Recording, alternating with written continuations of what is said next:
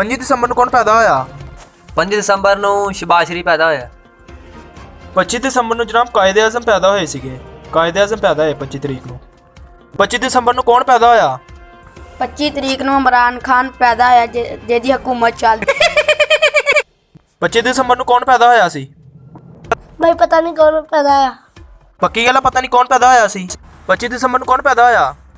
25 ਦਸੰਬਰ ਨੂੰ ਮੈਡਮ ਮਰੀਮ ਨਵਾਜ਼ ਪੈਦਾ ਹੋਈ ਸੀ। 25 ਦਸੰਬਰ ਨੂੰ ਮੇਰੇ ਗੁਰੂਆਂ ਸਾਹਿਬਾਂ ਦਾ ਫੋਨ ਆਇਆ ਸੀ, ਕਹਿੰਦੀ ਚੇਲਾ 25 ਦਸੰਬਰ ਨੂੰ ਨਾ ਮੈਡਮ ਮਰੀਮ ਨਵਾਜ਼ ਪੈਦਾ ਹੋਈ ਸੀ। 25 ਦਸੰਬਰ ਪੈਦਾ ਹੋਇਆ। ਪੁੱਤ ਸ਼ਬਾਜ਼ ਸ਼ਰੀਫ ਹੀ ਪੈਦਾ ਹੋਏ। ਛੋਟੇ ਬਈ 25 ਦਸੰਬਰ ਨੂੰ ਕੌਣ ਪੈਦਾ ਹੋਏ ਸੀ? 25 ਤਰੀਕ ਨੂੰ ਬਿਲਾਵਲ ਭੁੱਟੋ ਸਾਹਿਬ पैदा हुए सी। छोटो तू दस। 25 तरीक को नवाज शरीफ पैदा हुए थे।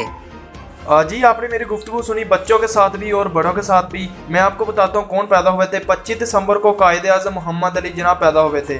अपने मेज़बान मियाँ मेहरान को इजाज़त दीजिए। अल्लाह हाफिज़, अल्लाह हाफिज़।